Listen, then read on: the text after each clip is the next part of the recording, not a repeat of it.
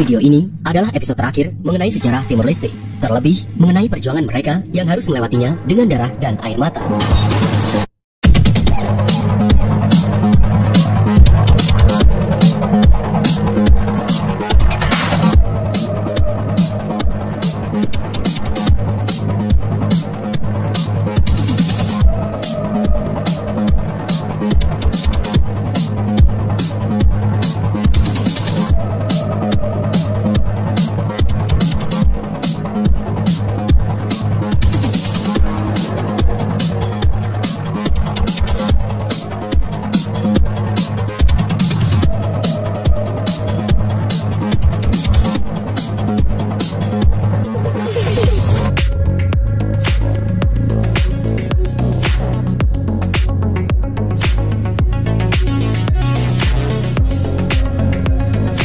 Lika-liku perjuangan rakyat Timor Leste demi meraih kemerdekaan penuh dengan tantangan, penjajahan, kekejaman, kesewenang-wenangan, hingga berbagai tragedi mereka lewati dengan penuh darah dan air mata.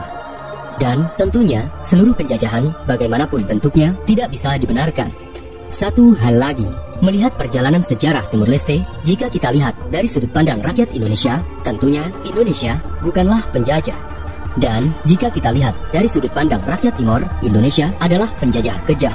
Tentunya kita juga harus mengakui hal itu. Yang jelas, kini rakyat Timor Leste dan Indonesia adalah saudara, meski berbeda bendera. Salam Jas Merah.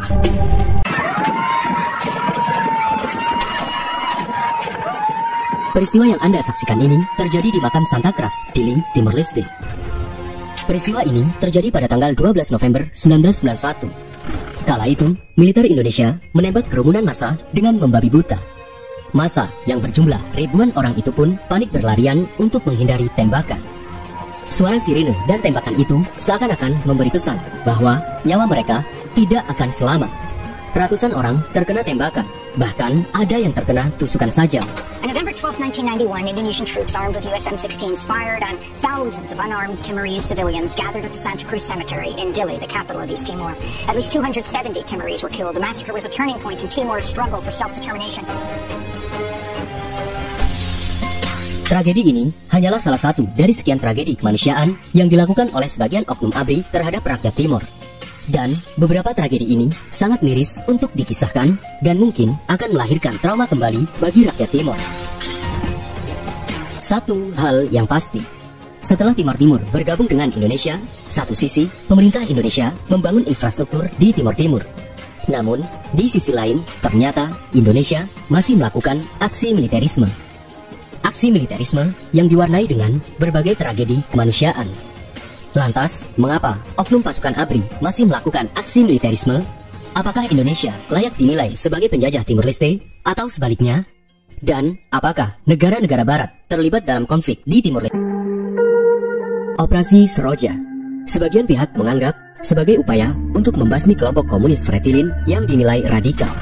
Namun, pihak lainnya menganggap sebagai aksi agresi militer Indonesia untuk menjajah Timor Leste.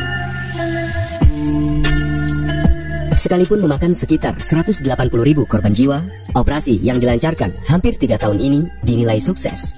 Setidaknya ada 2 faktor. Pertama, pasukan ABRI berhasil menumpas dan mengalahkan pasukan Valentil Fretilin, terutama pemimpinnya Nicolau Labato.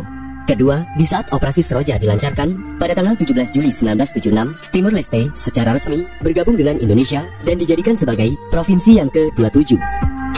Tanah yang kosong dan terlantar mulai digarap secara teratur dengan program panjang usaha. Pembangunan jalan-jalan baru dan rehabilitasi jalan-jalan yang sudah ada ini siap dilaksanakan. Demikian pula pembangunan kantor-kantor pemerintahan daerah, rumah sakit dan gedung-gedung sekolah terus dilaksanakan sesuai dengan pola pembangunan daerah Timor Timur Provinsi yang terbuka ini. Provinsi dengan 13 kabupaten, 61 kecamatan, dan 1.700 desa ini selama hampir setahun kian berkembang pesat, baik dari segi pendidikan maupun dari pembangunan. Terbukti, pemerintah Soeharto melakukan berbagai pembangunan infrastruktur, seperti jalan raya, rumah sakit, gedung sekolah, pertanian, hingga koperasi dan sektor desa.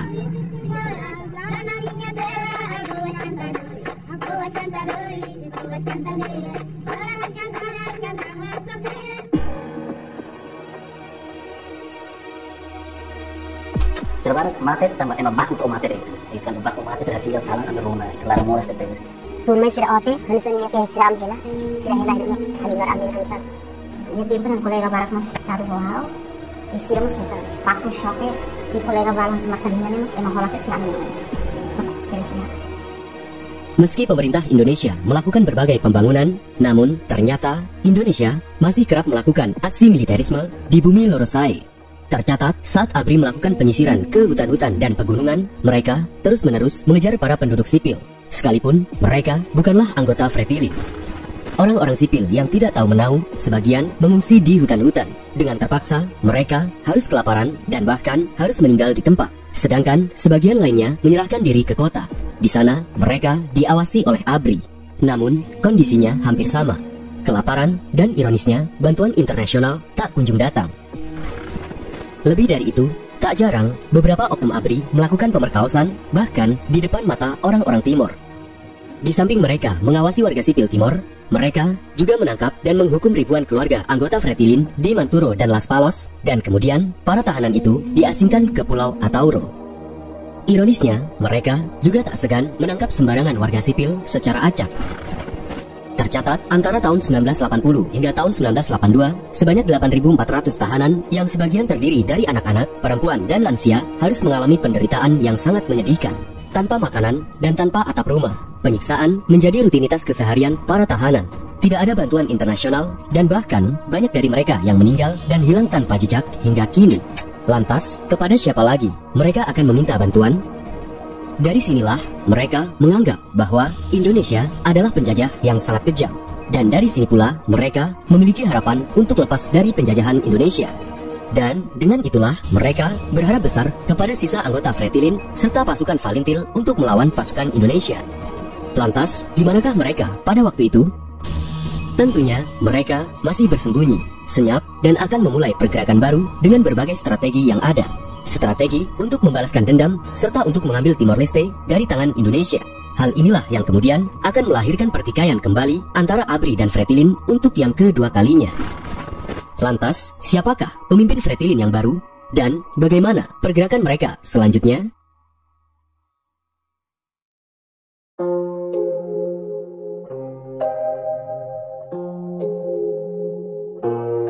Kekalahannya dalam operasi Seroja membuat pemimpin Fretilin Nicolau Labato meninggal dunia. Akhirnya, kepemimpinan Fretilin dilanjutkan oleh Sanana Gusmao, mantan komisaris Fretilin, sekaligus sosok yang kemudian akan melancarkan berbagai perlawanan terhadap pemerintah Indonesia. Namun, ia berbeda dengan pemimpin sebelumnya. Jika sebelumnya melakukan perlawanan secara terbuka dan radikal, kali ini Sanana Gusmao melakukannya dengan strategi baru, senyap, rahasia, politis, dan menipu lawan. Dalam setiap perjuangannya, ia sama sekali tidak menunjukkan identitasnya sebagai pemimpin Fretilin, melainkan sebagai pejuang nasionalis bumi Lorosai atau Timor Leste. Bahkan, ia menjelma menjadi pemimpin CNRT, salah satu kelompok aktivis untuk kemerdekaan Timor Leste. Dengan menggunakan kendaraan CNRT, ia berencana akan meminta bantuan ke PBB serta Portugal dan bahkan mengadakan dialog dan meminta perdamaian dengan ABRI. Tentunya, rencana ini menjadi peluang besar bagi Sanana untuk mengusir pemerintah Indonesia dari bumi Lorosai. Sedangkan di balik layar, Sanana memerintahkan pasukan Valintil untuk membangun kekuatan bersama dengan rakyat. Mereka melakukannya dengan sangat rahasia, senyap, dan penuh dengan kehati-hatian. Perlahan tapi pasti, Sanana Gusmao terus meningkatkan kekuatan dengan menggalang massa bersama rakyat Timor Leste progresif revolusioner. Namun, pergerakan mereka di pegunungan lambat laun tercium oleh ABRI. Alhasil, pasukan ABRI berencana akan melancarkan beberapa operasi untuk melakukan serangan. Dan dengan itu pula, tragedi kemanusiaan yang dilakukan ABRI terus-menerus terjadi. Hal yang akan menjadi malapetaka dan trauma yang berkepanjangan terhadap rakyat Timor.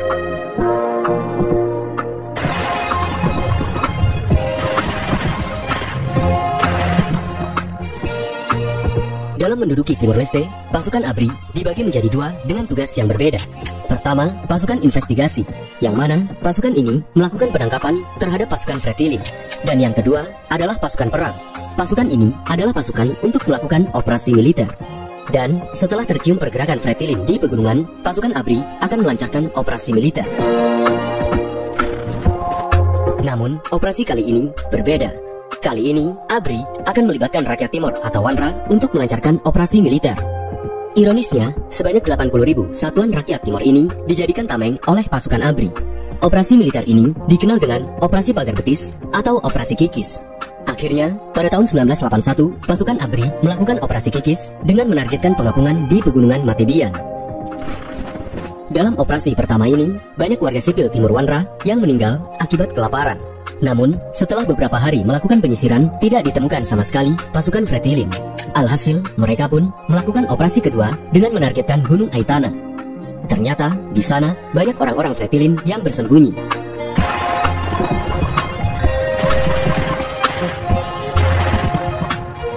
Dengan formasi Pagar Betis, rakyat Timor atau Satuan Wanra berada di depan ABRI yang dijadikan tameng untuk mengepung lokasi musuh. Alhasil, mereka pun mengepung pasukan Fretilin. Namun, di saat pengepungan sedang berlangsung, sebagian Wanra membiarkan pasukan Fretilin kabur. Alhasil, pasukan ABRI pun melancarkan berbagai tembakan ke ratusan Wanra Timor dengan membabi buta. Bahkan, warga desa setempat juga menjadi sasaran tembakan. Sementara pasukan Fretilin yang selamat berlarian untuk mencari tempat persembunyian. Pasukan ABRI pun juga terus menyisir Fretilin ke berbagai arah. Hal ini berlangsung hampir setahun. Sejak itulah, Fretilin mulai menyebar dan bersembunyi kembali. Namun, mereka tetap melakukan pergerakan secara diam-diam, terlebih menggalang massa rakyat untuk melawan ABRI. In 1981, the Indonesian military force-marched tens of thousands of people at gunpoint in human chains across the island. This was known as the Fence of Legs. The aim was to flush out Fretilin guerrillas, with Indonesian troops following on behind and pursuing them into human corrals, where they could be captured or killed. Thousands of civilians died in the operation, including children and old people.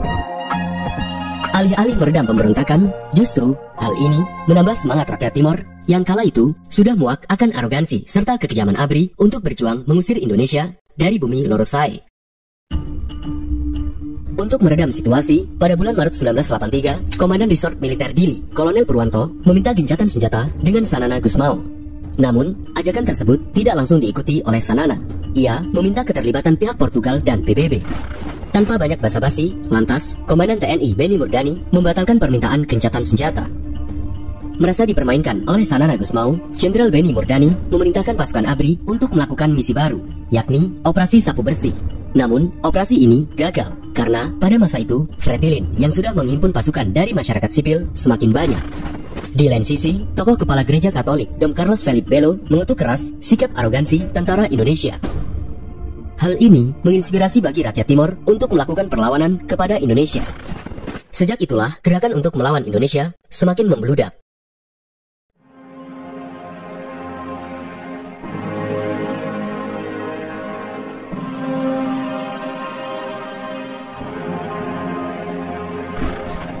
Ironisnya, sebagai buntut dari gagalnya gencatan senjata, pasukan ABRI melakukan berbagai kekejaman terhadap warga sipil Timor. Pada bulan Agustus 1983 misalnya, sebagian oknum ABRI melakukan eksekusi besar-besaran di Desa Kraras. Di sana, sebanyak 200 warga Timor dibakar hidup-hidup dan 500 lainnya dieksekusi di Desa Kraras. Di lain sisi, di tempat yang sama, pada bulan Agustus 1983 pula, salah satu oknum ABRI memperkaos wanita Timor. Akhirnya, pasukan Valintil pun membela wanita itu dengan menyerang 16 orang anggota Batalion Zenit Tempur ABRI. Alhasil, pada tanggal 7 September, Batalion 501 ABRI melakukan penyerangan ke Desa Krakas dengan menghabisi semua laki-laki di sana hingga desa itu disebut sebagai Desa Janda. The village of Kraras used to be here until it was razed to the ground by the Indonesians. They were all buried here in a mass grave. Kekerasan di Timor Leste yang berupa penangkapan sepihak, penyiksaan, eksekusi tanpa peradilan, hingga pemerkosaan kian mewarnai konflik di Timor antara tahun 1980 hingga tahun 1999. Menurut Amnesty International, semua hal yang berupa kekerasan lengkap menjadi keseharian warga Timor Leste. Hal ini tentunya akan menjadi trauma panjang warga Timor terhadap militer Indonesia, mungkin hingga ratusan tahun ke depan. Sebaliknya, kekerasan militer di Timor Leste semuanya di luar rencana, di luar operasi, dan semua itu tidak dilakukan oleh semua anggota ABRI, melainkan sebagian oknum ABRI. Kekejaman oknum ABRI inilah yang membuat warga sipil Timor yang mulanya mendukung upaya untuk bergabung dengan Indonesia, justru membuat warga Timor itu lantas menjadikan Fretilin sebagai pahlawannya. Salah satu tragedi kemanusiaan yang menimpa warga Timor, yang bahkan hingga kini sulit dilupakan, adalah tragedi Santa Cruz.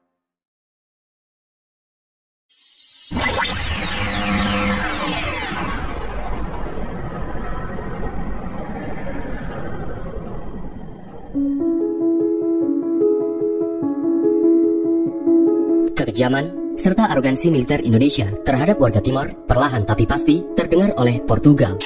Portugal, yang sejak tahun 1975 berusaha menjadi mediator bagi kemerdekaan Timor Timur, berencana akan melakukan kunjungan ke Dili dengan membawa jurnalis. Namun, kunjungan itu tidak disetujui oleh Indonesia. Sementara itu, gerakan bawah tanah pro-kemerdekaan mempersiapkan segala sesuatunya untuk menyambut kedatangan Portugal. Namun, ternyata Portugal batal mengunjungi Dili. Hal ini tentunya sangat mengecewakan rakyat pro-kemerdekaan.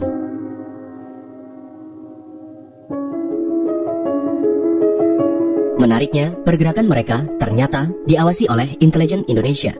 Dan saat rakyat pro-kemerdekaan melakukan protes di Dili, dekat gereja Moteal, pada tanggal 28 Oktober 1991, kelompok kontra kemerdekaan mengejek dan memprovokasi kelompok pro-kemerdekaan.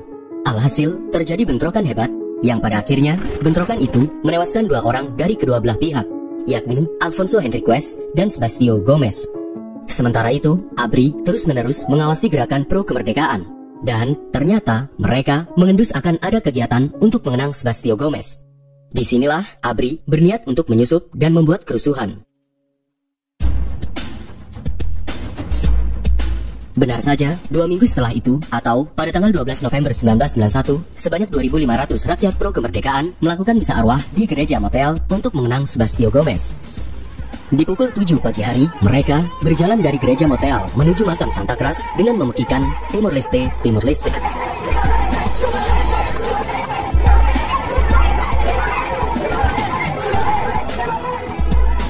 Ironisnya, pasukan ABRI yang kala itu menyamar dengan berpakaian preman juga mengikuti acara itu.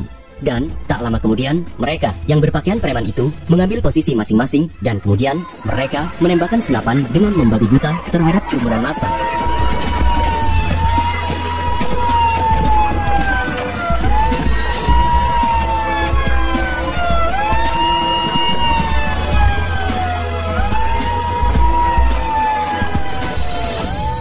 Tembakan dengan suara sirine yang menakutkan itu diikuti oleh senapan otomatis yang berlangsung cukup lama. Alhasil, kerumunan massa berlarian dan panik seketika. Sementara itu, para preman lainnya menendang dan menusuk massa yang berusaha melarikan diri. Akibatnya, sebanyak 250 korban tewas dan luka-luka. Dan beberapa massa lainnya bersembunyi di area pemakaman. May kumubali sumuli, palu farna, may beho tutok hilang. Kang sir halo lingkaran tiyan, setengah lingkaran, tapi harus setengah lingkaran. Nih dua nih ya, bayi simitiri, oleh dapat bayi simitiri, oleh mati nih ada as, istirahat larangnya oleh mati, oleh buru nih baru sama ya, ini satu tobat kasih tahu. Peristiwa ini bagi Fretilin adalah salah satu tragedi kemanusiaan yang dilakukan oleh ABRI, dan peristiwa ini kemudian dikenal dengan tragedi Santa Cruz. Tragedi Santa Cruz direkam baik oleh Maxtal, yang mana kemudian ditayangkan dalam bentuk film dokumenter dan otomatis tersebar ke seluruh dunia. Bahkan, kekejaman ABRI ini juga difoto dengan jelas oleh fotografer Inggris, Steve Cook, mengenai penindasan yang telah dilakukan oleh ABRI. Akibatnya, Indonesia mendapatkan kecaman keras dari berbagai negara, mulai dari Inggris, Amerika, Belanda, Kanada, hingga Denmark. Pemerintah Indonesia pun tidak mampu mengelak dari tindakan kekerasan yang telah dilakukan oleh ABRI. Dan seluruh komandan yang terlibat pun akhirnya dipecat.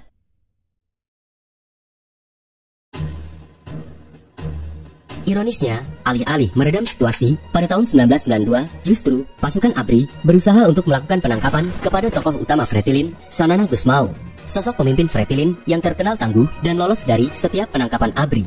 Dan saat ABRI mendapatkan informasi bahwa Sanana berada di pegunungan dekat kota Ainaro, tim Kopassus pun bergerak cepat. Alhasil, Sanana Gusmao tertangkap.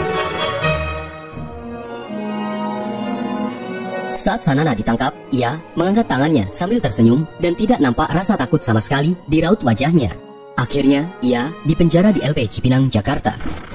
Melihat adanya tragedi Santa Cruz serta penangkapan sepihak terhadap Sanana Gusmao membuat negara-negara barat yang dulunya mendukung Indonesia berubah menjadi mengutuk keras Indonesia, termasuk Amerika. Hal inilah yang kemudian berdampak pada kondisi Timor Timur di kemudian hari. Lantas, dampak itu, apakah sebuah cahaya baru Timor Timur? Atau justru malapetaka baru?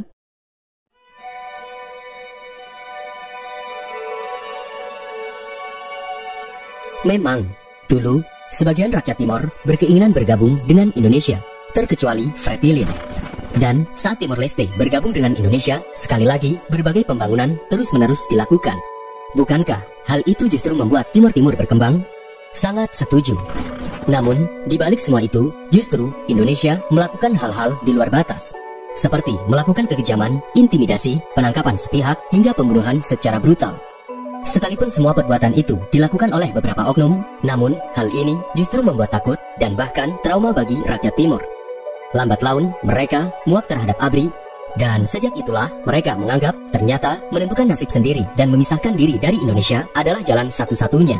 Hal ini sejalan dengan tujuan Fretilin, sehingga dukungan terhadap Fretilin lambat laun membludak. Bahkan, gerakan Fretilin ini mendapat dukungan dari asing. Alhasil, tekanan demi tekanan dari internasional kepada Soeharto terus-menerus menyudutkan pihak Indonesia. Presiden Soeharto pun tidak menghiraukan sama sekali.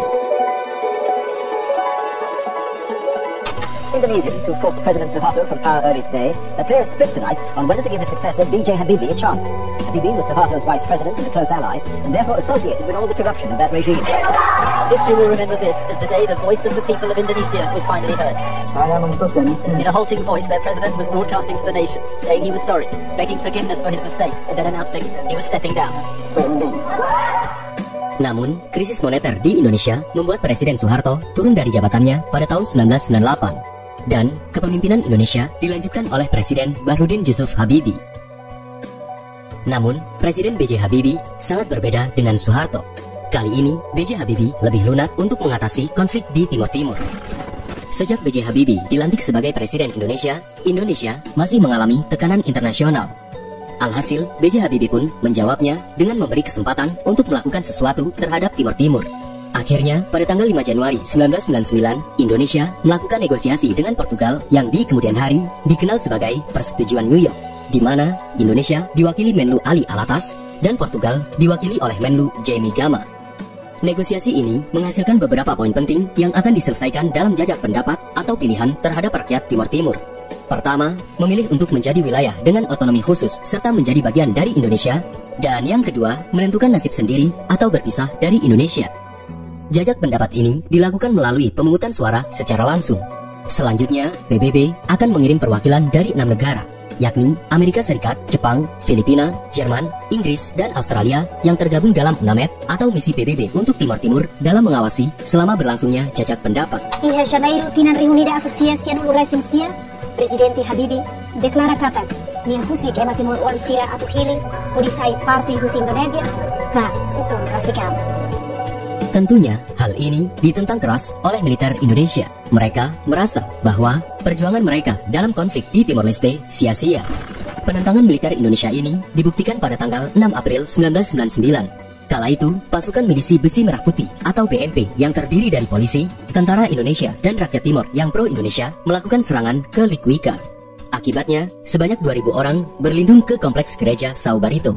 Dan saat pasukan BMP melakukan serangan ke komplek tersebut, akibatnya lebih dari 200 orang meninggal dunia.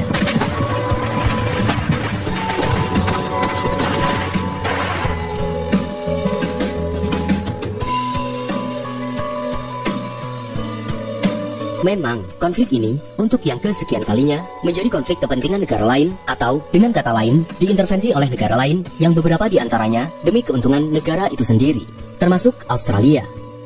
Australia sejak tahun 1974 mendukung Indonesia untuk menginvasi Timor Timur.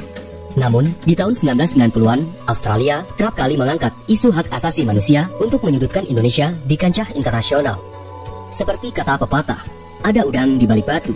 Ternyata, Australia memiliki kepentingan untuk mendapatkan emas hitam di Celah Timor, sebuah lokasi di antara Australia dan Timor yang memiliki cadangan gas besar.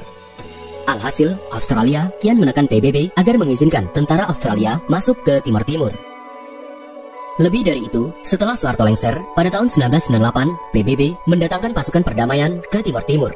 Dan sejak itulah, Australia melakukan operasi penyadapan di Dili dan Jakarta lewat satelit Orion. Dan, di saat ada kesempatan, Perdana Menteri Australia, John Howard, melayangkan surat kepada B.J. Habibie agar memberi kesempatan Timor Timur untuk menentukan nasibnya sendiri.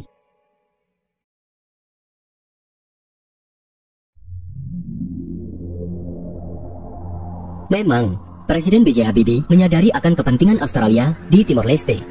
Namun, tidak bisa dipungkiri, ia harus mengedepankan maslahat umum, meminimalisir korban, dan tentunya untuk menyelesaikan konflik di Timor Timur.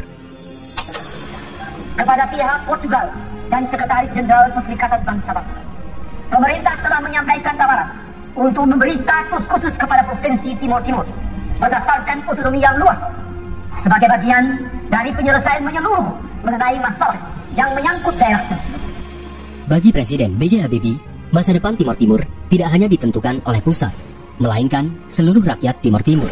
Hal itu, B.J. Habibie ingin menunjukkan kepada dunia bahwa pemerintah Indonesia bukanlah penjajah. Keinginan Presiden B.J. Habibie ini dibuktikan dengan dilakukannya jajak pendapat. Akhirnya, pada tanggal 30 Agustus 1999, dilakukan jajak pendapat, hal yang dinanti-nantikan seluruh rakyat Timor. Hasilnya diumumkan pada tanggal 4 September 1999, yang mana sebanyak 22% rakyat Timor memilih otonomi khusus dan sebanyak 78% rakyat Timor memilih merdeka atau memisahkan diri dari Indonesia.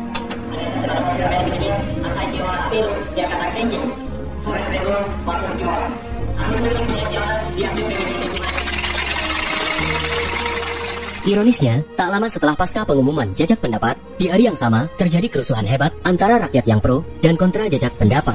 Kala itu, rakyat Timor kontra jajak pendapat menyerang ibu kota Dili. Wartawan dan puluhan ribu orang Timor Leste melarikan diri ke gunung. Akibatnya, 6 orang UNAMED terbunuh dan sekitar 1.400 rakyat Timor tewas. Tak berhenti sampai di situ. 2 hari kemudian, atau pada tanggal 6 September 1999, milisi pro-Indonesia yang bernama Milisi Laksaur melakukan serangan ke gereja Suai.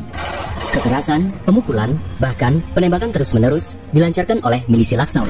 Akibatnya, sebanyak 145 rakyat tewas dan 1.500 rakyat Timor lainnya akhirnya mengungsi. Melihat semua kekacauan ini, pada tanggal 12 September, Presiden B.J. Habibie memerintahkan untuk menarik militer Indonesia dari Timor Timur. Alhasil, seluruh militer Indonesia di Timor Timur pun dengan terpaksa meninggalkan bumi Lorosai. Sementara itu, pada tanggal 20 September, Australia mengirim Interfed atau pasukan internasional untuk Timor Timur guna menjaga keamanan di Timor Timur. Kini, Timor Timur dijaga oleh pasukan PBB. Sebenarnya, sejak tanggal 30 Agustus, Timor Timur sudah boleh menentukan nasibnya sendiri untuk referendum, mengingat hasil dari jajak pendapat lebih dari 60% memilih untuk merdeka.